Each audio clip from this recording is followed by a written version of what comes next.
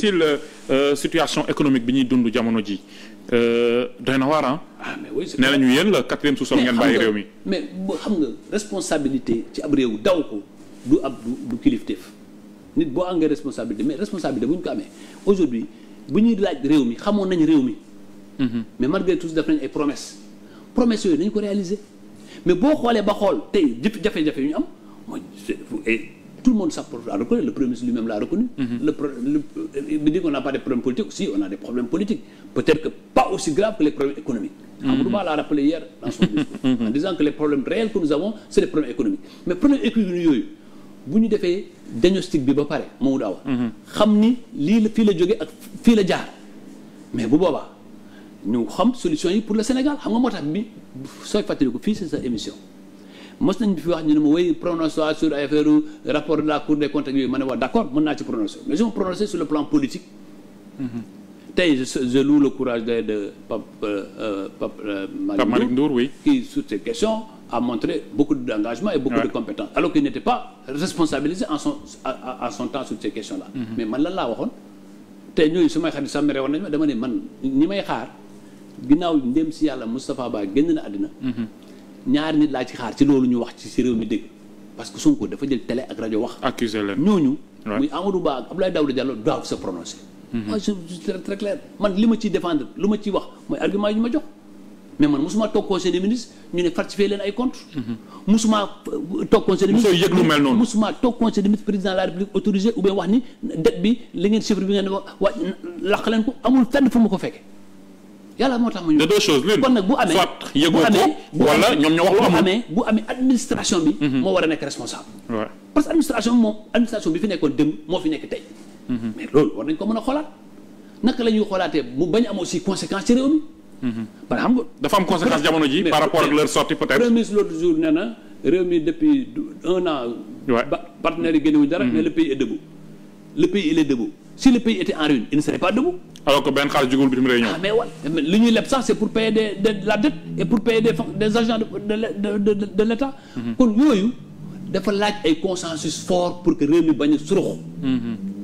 parce que bu ñu tootaanee ñëpp seetaan réew mi dina surux te bu suruxee mais ñëppay am. ñëppay am problème. donc cette question là moo tax ma ne les problèmes économiques yi bëgg accuser du mot accuser pour trouver des prétextes ça mën na am temps gis nga lii ñuy wax. ay benn way am ñu nga xam ne si ñoom ngay fëgg di dóor ñoom ñoo fi nekkoon way kon ñoom ñoo ci xaalis bi ñoom ñoo ne mais loolu yëpp boo jàppee discours mënul tenir lu yàgg en fait. boo jàppee ñëpp nga tëj après il faut trouver du pain aux enfants. Et le panier de la ménagère doit avoir quelque chose. Les fonctionnaires doivent travailler et être payés. Mais si tout ça après tout ce cycle là boo ko paree dañ tu feras face aux difficultés et boo defee aux difficultés bu fekkee ni amul ay mécanismes ay trucs yoo xam ne dañu taxaw réew mi mais on aura une crise ouverte dans ce pays.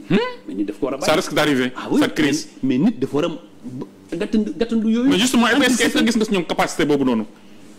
mais man su ma groupe laa gëm man bu fekkoon te ni gis naa ci ñoom capacité boobu du ma doo opposé. oui mais je veux dire pour le Sénégal en fait maanaam pour dans l'intérêt du pays. xam nga c'est-à-dire aucun gouvernement au monde ne peut faire face seul aux difficultés.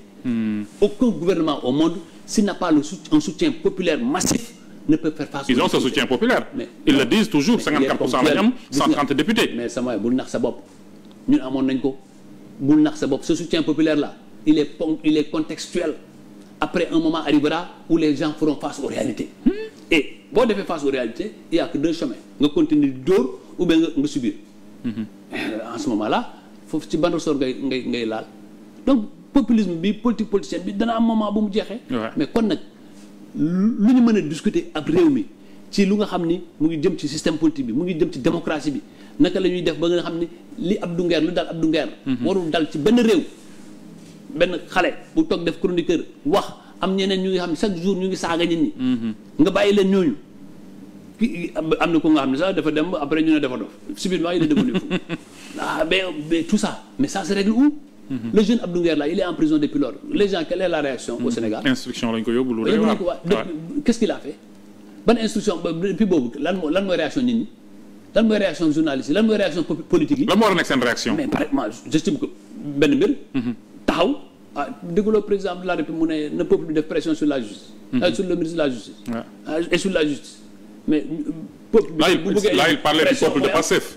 mais peuple passif amul peuple sénégalais moi. Peuple passif. Ça doit aller dans les deux sens nga bëgg a wax. Dans tous les deux sens. Mais qu'est-ce que les gens ont fait moo tax c'est là à ce niveau qu'il faut faire une introspection. ñu xool suñu bopp xool suñu liggéey ci politique du wax rek kese parce que sa base da nga ko war a liggéey ko ci anam yu rafet ëllëg loo soxla ci base mu wuyu la. nit ki base li nga fa ji rek nga fay fekk. waaw. mais boo ñëwee jiyoo fa dara nga toog si lamiñ ci toog di wax tu penses que le monde peut se faire à partir d'un poste de Facebook ou de truc yaa ngi nax sa bopp. Et la situation économique actuelle monsieur le ministre noo ko gisee comparé peut-être ak xëy na yéen bi ngeen fi nekkee woon maanaam jàmbat yi bëri na trop nee nañu yéen la mais je veux dire yow ban constat nga def ci métti réew mi fi mu nekk nii dafa empiré bi ngeen wàccee. wala mais il faut aller dans la rue ça c'est pas moi xam nga man mii su ma koy wax dama far je suis un mauvais juge. parce que dama far mais sollicitation yi day yokk parce que ci ngay amee benn baromètre. C'est les Sénégalais qui le vivent. Ouais. C'est le pays qui est en difficulté et les autorités actuelles ne le nient pas. Mais ñoom sa gis mooy yéen la. ñoom dañu wax mais loolu mooy la solution politicienne parce que di ngay ñëw ci pouvoir. xam nga li nekk ci pouvoir bi te li ñu doon dund ci kanamu Macky Sall ba boobu bu fekkee loolu la ñu waroon continuer dund au moins. jarul woon chance mais bu demee ba mu gën a enfoncé wu c'est une difficulté. Donc là les problèmes on les vit et tout le monde le vit. Et ça risque d'aller crescendo si des mesures fortes ne sont pas prises. Parce que mënoo ñëw ne xam nga dans la vie normale gis nga y a pas de philanthropie gis nga banque FMI banque mondiale yi ngay dégg fii amul kenn mayewuñ saraxuñ y a pas de philanthropie boo ñëwee ñoom dañuy dugal seen xaalis di xaar retour d'investissement te li ñuy xaar xaalis mooy fu nga xam ne dafa am stabilité fi nga xam ne dafa am apaisement fu nga xam ne yaakaar nañ fa boo ñëwee na nga ne réew mi ñëpp ay sàcc lañ boo ne réew mi compte yi dara doxu fi mais nit ñi dañuy taxaw buñ taxawee dañ leen ne waaw li nga wax nii yëpp am na mais où sont les mesures de réajustement yi nga jël. donc ma dégloo les déclarations boo jëlul mesure de réajustement. boo jëlee mesure de réajustement population dañ koy sentir. ça c'est vrai boo ko jëlul structure yi la doon jàppale dañuy taxaw xaar. mais tant que jëloo ay mesures yu tax lii mu wàññeeku mais ñoom tamit duñu. donc les déclarations incendiaires du premier ministre ne plaident pas en faveur du Sénégal. mais c'est clair que c'est pas des déclarations yu nga xam ni dana mën a indi jàmm pour l'économie du pays. ça c'est très clair loolu y a pas lui-même il le sait le gouvernement le sait tout le monde le sait question bu assumer ko rek. c'est vrai que moom nee na way moom li mu gëm mooy na wax lépp. transparence vérité mais sa kër laa nga fay dund Mamadou Awa. sa problème dépense yi ngay am. ou bien c'est problème xar tabaski bi ngay am sa doom du ko yëg parfois parce que y a beaucoup de choses yoo xam ni état c'est compliqué. État c'est pas tu peux même prendre parfois des décisions qui ne sont pas justes. Mais parce que parfois c'est la puissance publique qui c'est comme on appelle la raison d'État qui l'impose.